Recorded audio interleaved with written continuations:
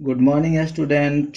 आपका स्वागत है हमारे यूट्यूब चैनल कैरियर पॉइंट राजोपुर 2 में।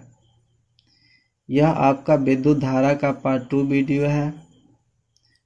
यह वीडियो आपके बोर्ड एग्जाम के दृष्टि से काफ़ी महत्वपूर्ण है, तो इस वीडियो को लास्ट तक देखें। अगले वीडियो में आपको कुछ पॉइंट बता दिए थे, जहां तक बताए थे उससे आगे इस वीडियो में आपको बताने जा रहा हूं। जैसे इसमें देखिए, अब बताने जा रहा हूं अनुगमन वेग। तो देखिए दोस्तों, किसी चालक के भीतर शुरू में इलेक्ट्रॉन की गति अनियमित होती है, परंतु इसे जब एक समान विद्युत क्षेत्र में रखा जाता है, अर्थात जब इसे एक सेल से जोड़ दिया जाता है, तो इलेक्ट्रॉन क्षेत्र के विपरीत दिशा में एक वेग से गतिशील हो जाता है। तो इलेक्ट्रॉन क्षेत्र के विपरीत दिशा में जिस वेग से गतिशील होती है, उसी वेग को बोलते हैं अनुगमन वेग। जैसे कि यहाँ पे लिखा गया, किसी चालक के भीतर इलेक्ट्रॉन की गति अनियमित होती है। जब चालक तार को एक समान विद्युत क्षेत्र में रखा जाता है, तो इलेक्ट्रॉन क्षेत्र के विपरीत दिशा में जिस वेग से गति करती है उसे अनुगमन वेग कहते हैं, और इसे सूचित किया जाता है Vd से। अब यहाँ पे देखिए,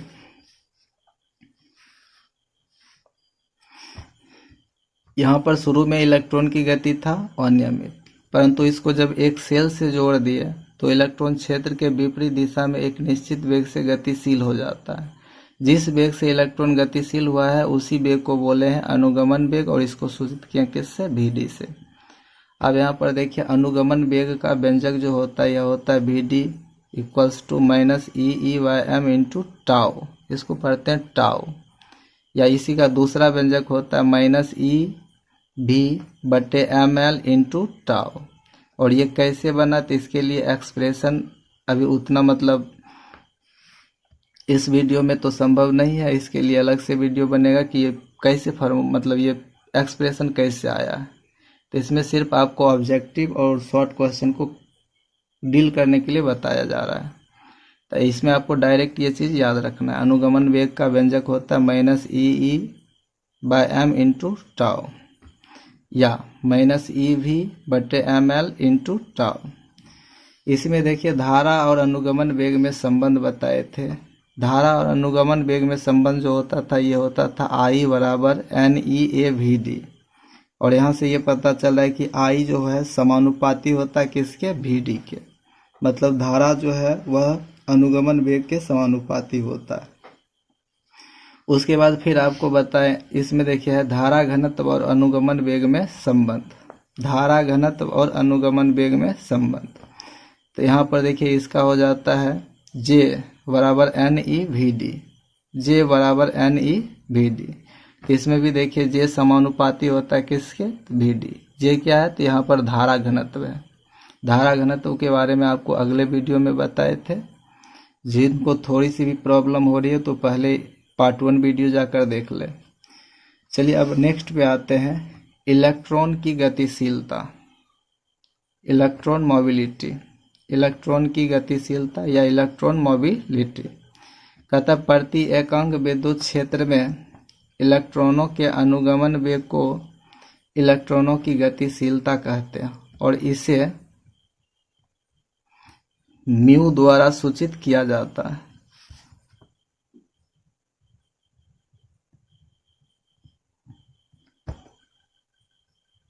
इसे म्यू द्वारा सूचित किया जाता है। तो प्रति एकांक विद्युत क्षेत्र में, तो आपको बताए थे जिसमें एकांक लग जाता है या प्रति लग जाता है उसको लिखते हैं बटा के नीचे। तो प्रति एकांक विद्युत क्षेत्र में, तो विद्युत क्षेत्र को लिखें बटा के नीचे। इलेक्ट्रॉनों के अनुगमन वेग को, तो इलेक्ट्रॉन के अनुगमन वेग को लिखें ऊपर। क्या कहते हैं? तो इलेक्ट्रॉनों की गतिशीलता कहते हैं, जिसको हम किससे सूचित करते हैं? तो म्यू ई से। तो म्यू बराबर सूत्र हो गया Vd/E। म्यू बराबर सूत्र हो गया Vd/E।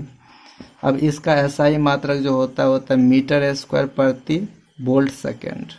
मीटर स्क्वायर प्रति वोल्ट सेकेंड, या इसका बीमिया सूत्र होता है m⁻⁻1 T⁻2 और A। m⁻⁻1 T⁻2 और A। चलिए नेक्स्ट पे आते हैं।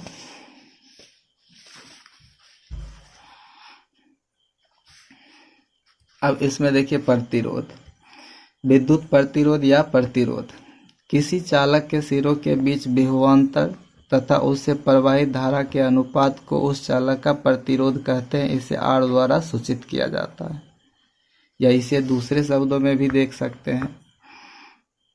जैसे मान लेते हैं कोई चालक तार है, अब ये कोई चालक तार है, तो इससे जब होकर आवेश को प्रवाहित किया जाता है, मतलब इससे जब आवेश प्रवाहित होती है तो आवेश के प्रवाह में कुछ ना कुछ रुकावट उत्पन्न होता है। प्रत्येक चालक की यह प्रवृत्ति होती है, या प्रत्येक पदार्थ की यह प्रवृत्ति होती है कि जब उससे आवेश प्रवाहित होती है तो वह आवेश के प्रवाह में रुकावट उत्पन्न डालती है। तो आवेश के प्रवाह में जितना रुकावट उत्पन्न करती है वही उस चालक का क्या होता है, प्रतिरोध। और इसको किससे सूचित करते हैं, तो R से। जब किसी चालक से धारा प्रवाहित की जाती है या जब किसी चालक से आवेश प्रवाहित की जाती है तो चालक में ये प्रॉपर्टी होती है कि वह आवेश के प्रवाह में कुछ ना कुछ रुकावट उत्पन्न करती है। तो आवेश के प्रवाह में जितना रुकावट उत्पन्न करती है वही उस चालक का क्या होता है, प्रतिरोध। और इसको हम क्या चीज़ से सूचित करते हैं, तो R से। तो यहाँ पर इसका परिभाषा लिखे हैं, किसी चालक के सिरों के बीच के विभवांतर तथा उससे प्रवाहित धारा के अनुपात को उस चालक का प्रतिरोध कहते हैं। और इसे किससे सूचित करते हैं, R से। तो R बराबर सूत्र हो गया V/I। R बराबर सूत्र हो गया V/I। अब यहाँ पर देखिए प्रतिरोध जो होता है वह एक अदिश राशि होता है। प्रतिरोध एक अदिश राशि होता है। प्रतिरोध का SI मात्रक होता है ओम। प्रतिरोध का SI मात्रक होता है ओम।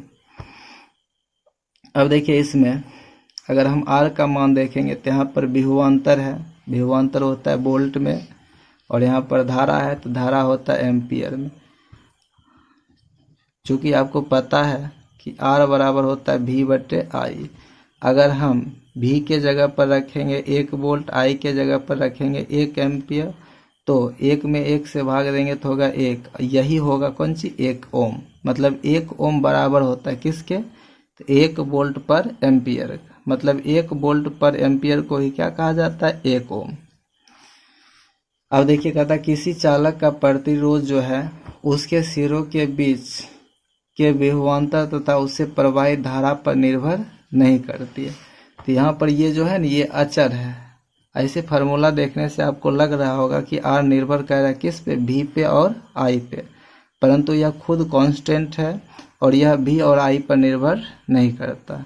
यह सिर्फ और सिर्फ चालक की प्रकृति पर निर्भर करता है और चालक के तापमान पर भी निर्भर करता है। तो किसी चालक का प्रतिरोध उसके सिरों के बीच के विभवांतर तथा उससे प्रवाहित धारा पर निर्भर नहीं करती है।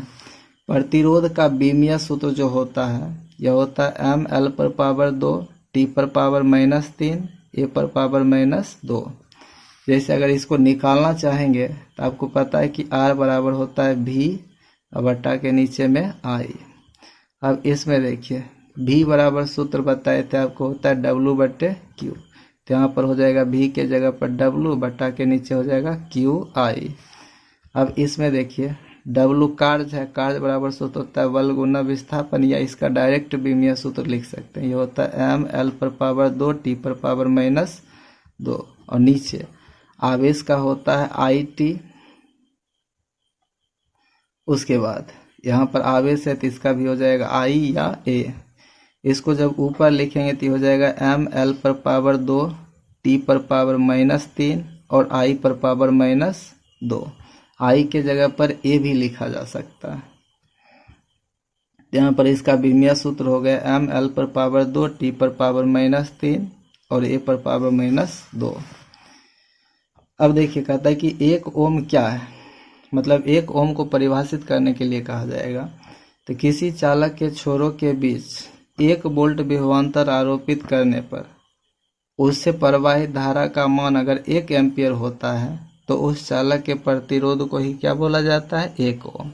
1 ओम बराबर होता है किसके, तो 1 वोल्ट बटे 1 एम्पियर का। अब देखिए नेक्स्ट में ओम के नियम पे आते हैं। ओम के नियम कहता है इस नियम के अनुसार नियत ताप पर किसी चालक से प्रवाहित धारा चालक के सिरों के बीच के विभवांतर के समानुपाती होता है। ओम का नियम कह रहा है कि नियत ताप पर किसी चालक से प्रवाहित धारा चालक के सिरों के बीच के विभवांतर के समानुपाती होता है। अर्थात भी समानुपाती होता है किसके, आई। तो भी समानुपाती को हटाते तो बराबर बराबर के साथ एक अचर पद यहाँ लगाए हैं आर, और ये आई था तो आई यहाँ लिख दिए, जहाँ आर एक क्या अचर है जिसे चालक का क्या कहते हैं, प्रतिरोध। और प्रतिरोध क्या होता है ये आपको पीछे बता दिए। तो इसी से अगर हम लिखेंगे तो भी बराबर हो जाता है आई आर। इसमें देखिए अगर कोई चालक तार है इसके छोरों के बीच विभवांतर आरोपित अगर करते हैं भी, तो यहाँ पे देखिए तो इलेक्ट्रॉन इस चालक के भीतर जो फ्री इलेक्ट्रॉन्स होगा वह क्षेत्र के विपरीत दिशा में एक वेग से गतिशील हो जाएगा, जिस वेग को हम बोलते हैं अनुगमन वेग Vd। अब इसमें देखिए n क्या है, इलेक्ट्रॉनों की संख्या, m क्या है, मास ऑफ इलेक्ट्रॉन मतलब इलेक्ट्रॉन का द्रव्यमान, और ये L क्या है, चालक तार की लंबाई, और A क्या है, चालक तार के अनुप्रस्थ काट का क्षेत्रफल। अगर हम इससे निकालते हैं V बटे I का मान तो ये कितना होगा, तो ml बटे ne square tau a, ml ne square tau a, मतलब r का मान यहाँ से भी निकाला जा सकता है। r बराबर कितना होगा, तो ml बटे ne स्क्वायर टाउ a। तो इसको भी आपको याद रखना है। चलिए नेक्स्ट पे आते हैं।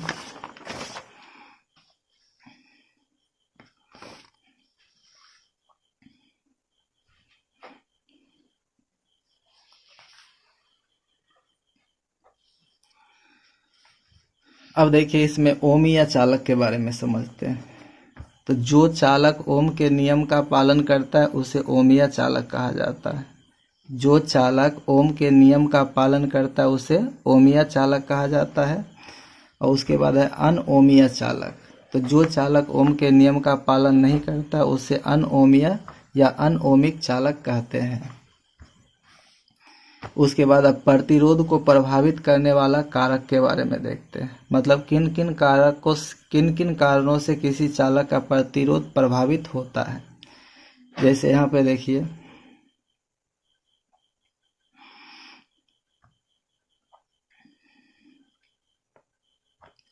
कह रहा है कि किसी चालक का प्रतिरोध R, किसी चालक का प्रतिरोध R एक नंबर में चालक के लंबाई के समानुपाती होता है। इसका मतलब हुआ कि लंबाई अधिक रहेगा तो चालक का प्रतिरोध भी अधिक रहेगा, लंबाई कम रहेगा तो चालक का प्रतिरोध भी कम। मतलब चालक की लंबाई के समानुपाती होता है क्या, तो उसका प्रतिरोध। मतलब R समानुपाती L। इसको मान लेते समीकरण एक। दूसरा, चालक के अनुप्रस्थ काट के क्षेत्रफल के व्युत्क्रमानुपाती होता है। मतलब R व्युत्क्रमानुपाती होता है किसके, A के। यदि कोई चालक तार यहाँ पर ले लेते हैं, ये मान लेते हैं चालक तार है।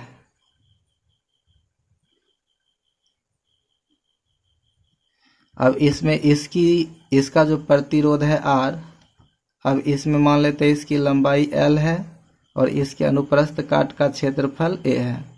तो यहाँ पर ये जो R होगा वह लंबाई के समानुपाती होगा, परंतु इसके अनुप्रस्थ काट के क्षेत्रफल के व्युत्क्रमानुपाती होगा। उसके बाद तीसरा पॉइंट, चालक का प्रतिरोध चालक के प्रकृति पर निर्भर करता है। मतलब इस बात पर भी निर्भर करता है कि चालक किस पदार्थ का बना है। जैसे धातु में भी या चालक भी विभिन्न प्रकार के होते हैं, तो उसका प्रतिरोध उनके प्रकृति पर भी निर्भर करती है। उसके बाद ताप बढ़ाने पर चालक का प्रतिरोध क्या होता है, बढ़ता है। ताप बढ़ाने पर किसी चालक का प्रतिरोध क्या होता है, बढ़ जाता है। अगर हम समीकरण 1 तथा 2 से देखेंगे, तो समीकरण 1 तथा 2 से देखेंगे तो यहाँ पर हो जाएगा R समानुपाती L बटे A, R समानुपाती L बटे A। और आपको पता है कि जब समानुपाती हटाते हैं तो समानुपाती के जगह पर बराबर बराबर के साथ एक अचर पद लगाते हैं। तो यहाँ पर लिख दिया R बराबर, इसको पढ़ते हैं रो इंटू L बटे A। R बराबर हो गया रो इंटू L बटे A। जहाँ रो क्या है, तो एक अचर है जिसे चालक का विशिष्ट प्रतिरोध या प्रतिरोधकता कहते हैं, जिसे चालक का विशिष्ट प्रतिरोध या प्रतिरोधकता कहते हैं। तो इसमें देखिए R बराबर हो गया रो इंटू एल बटे ए। अगर हम रो का मान निकालते हैं तो रो बराबर हो जाएगा R इंटू ए बटे एल। रो बराबर हो जाएगा R इंटू ए बटे एल। जब हम ए के जगह पर रखेंगे 1 मीटर स्क्वायर तथा एल के जगह पर रखेंगे 1 मीटर, तब इसमें देखिए इसमें रो का कितना मान आएगा। तो चूंकि रो बराबर होता है R इंटू ए बटे एल, इसलिए रो बराबर हो जाएगा R इंटू ए के जगह पर 1 और एल के जगह पर भी 1, तो मतलब आएगा कितना R। तो हम कह सकते हैं कि रो बराबर होगा किसके, R के। तो इससे हम कह सकते हैं कि एकांक अनुप्रस्थ काट के क्षेत्रफल वाले एकांक लंबाई के चालक तार के प्रतिरोध को चालक का विशिष्ट प्रतिरोध या प्रतिरोधकता कहते हैं। प्रतिरोधकता क्या है, तो एकांक अनुप्रस्थ काट के क्षेत्रफल वाले एकांक लंबाई के चालक तार के प्रतिरोध को चालक का विशिष्ट प्रतिरोध या प्रतिरोधकता कहते हैं। चलिए नेक्स्ट पे आते हैं। अब इसमें देखिए विशिष्ट प्रतिरोध या प्रतिरोधकता जो होता है वह एक अदिश राशि होता है। विशिष्ट प्रतिरोध या प्रतिरोधकता एक अदिश राशि होता है। विशिष्ट प्रतिरोध का एसआई मात्रक जो होता है ओम मीटर। क्या होता है, ओम मीटर। आप फार्मूला से भी दे सकते हैं, रो बराबर क्या था, तो R इंटू ए अब बट्टा के नीचे एल। अगर हम इसका एसआई मात्रक देखेंगे तो R प्रतिरोध था जिसका एसआई मात्रक होता है ओम, ये क्षेत्रफल था इसका एसआई मात्रक मीटर स्क्वायर, बट्टे एल लंबाई था तो लंबाई का एसआई मात्रक मीटर, तो मीटर से मीटर कैंसिल, तो ये हो जाएगा कितना, ओम मीटर। विशिष्ट प्रतिरोध का एसआई मात्रक होता है ओम मीटर। विशिष्ट प्रतिरोध का बीमीय सूत्र जो होता है, विशिष्ट प्रतिरोध का बीमीय सूत्र जो होता है वो होता है एम एल पर पावर 3 टी पर पावर -3 ए पर पावर -2। आपको पता है कि इसका एसआई मात्रक होता है ओम मीटर। अगर हम इससे बीमीय सूत्र बनाएंगे तो इससे पहले आपको बता चुके हैं, इसका बीमीय सूत्र होता है एम एल पर पावर 2 टी पर पावर -3 ए पर पावर -2 और इसके साथ मीटर है, मीटर के लिए लिखेंगे एल। तो यहाँ पर देखिए हो जाएगा एम एल पर पावर 2 यहाँ पर था, एल पर पावर 1 यहाँ पर है तो एल पर पावर 3 और ये हो जाएगा टी पर पावर -3 ए पर पावर -2। तो विशिष्ट प्रतिरोध का बीमीय सूत्र जो होता है एम एल पर पावर 3 टी पर पावर -3 ए पर पावर -2। चूँकि आपको पता है कि रो बराबर होता है R इंटू ए बटे एल, इसके जगह पर हम ऐसे भी लिख सकते हैं, रो बराबर M N E square tau, rho बराबर M N E square tau, ये भी इसका फार्मूला होता है। किसी चालक का विशिष्ट प्रतिरोध चालक की प्रकृति पर निर्भर करती है। किसी चालक का विशिष्ट प्रतिरोध जो होता है चालक के प्रकृति पर निर्भर करती है। आगे देखिए कहता है विशिष्ट प्रतिरोध चालक के प्रतिरोध अर्थात R अनुप्रस्थ काट के क्षेत्रफल अर्थात A तथा चालक की लंबाई मतलब L पर निर्भर नहीं करती है। अब इसमें देखिए रो बराबर सूत्र है R इंटू ए बटे एल। ऐसा मालूम पड़ रहा है कि इसके सूत्र में R भी है, A भी है, L भी है, मतलब रो निर्भर कर रहा है किस पे, प्रतिरोध पर, अनुप्रस्थ काट के क्षेत्रफल पर, चालक के लंबाई पर। परंतु ऐसा नहीं होता है, प्रतिरोध चालक तार के प्रतिरोध, क्षेत्रफल और लंबाई पर निर्भर नहीं करता, यह सिर्फ और सिर्फ चालक के प्रकृति पर निर्भर करता है, मतलब चालक किस पदार्थ का बना है इस पर निर्भर करता है। जैसे उदाहरण के लिए अगर हम यहाँ पर लेते हैं, जैसे मान लेते हैं 20 डिग्री सेल्सियस तापमान पर कॉपर का जो विशिष्ट प्रतिरोध है वह 1.68 गुना 10 पर पावर -8 ओम मीटर है। 1.68 गुना 10 पर पावर -8 ओम मीटर है। और इससे विभिन्न आकार का जो है बनाया गया फिगर, जैसे इससे बेलन बनाया गया है, इससे बेलन बनाया गया है, इससे घन बनाया गया है, इससे गोला बनाया गया है, इसी कॉपर से। अगर इसमें पूछा जाएगा इसका बताइए विशिष्ट प्रतिरोध या प्रतिरोधकता कितना होगा, इतना ही होगा। इसका भी होगा 1.68 गुना 10⁻⁻8 ओम मीटर। फिर इसमें भी पूछा जाए कितना होगा, तो इसका भी होगा 1.68 गुना 10⁻⁻8 ओम मीटर। अगर हम इसका पूछेंगे तो इसका भी उतना ही होगा 1.68 गुना 10⁻⁻8 ओम मीटर। मतलब इस बात पर नहीं डिपेंड कर रहा है कि बड़ा है या छोटा है, किसी भी प्रकार का होगा, बस पदार्थ चेंज नहीं होना चाहिए। जो वहाँ पर चालक लिए वह चेंज नहीं होना चाहिए। यहाँ पर भी कॉपर था, यहाँ पर भी कॉपर था, यहाँ पर भी कॉपर था, यहाँ पर भी कॉपर, सभी जगह सेम कॉपर है। चाहे इसकी आकृति अलग अलग हो, इससे इसको कोई फर्क नहीं पड़ेगा, सब जगह विशिष्ट प्रतिरोध का मान होगा समान। इसका भी विशिष्ट प्रतिरोध होगा 1.68 गुना 10⁻⁻8 ओम मीटर। चलिए इस वीडियो में यहीं तक रखते हैं, बाकी जो बच गया उसको नेक्स्ट वीडियो में देखेंगे। Thank you.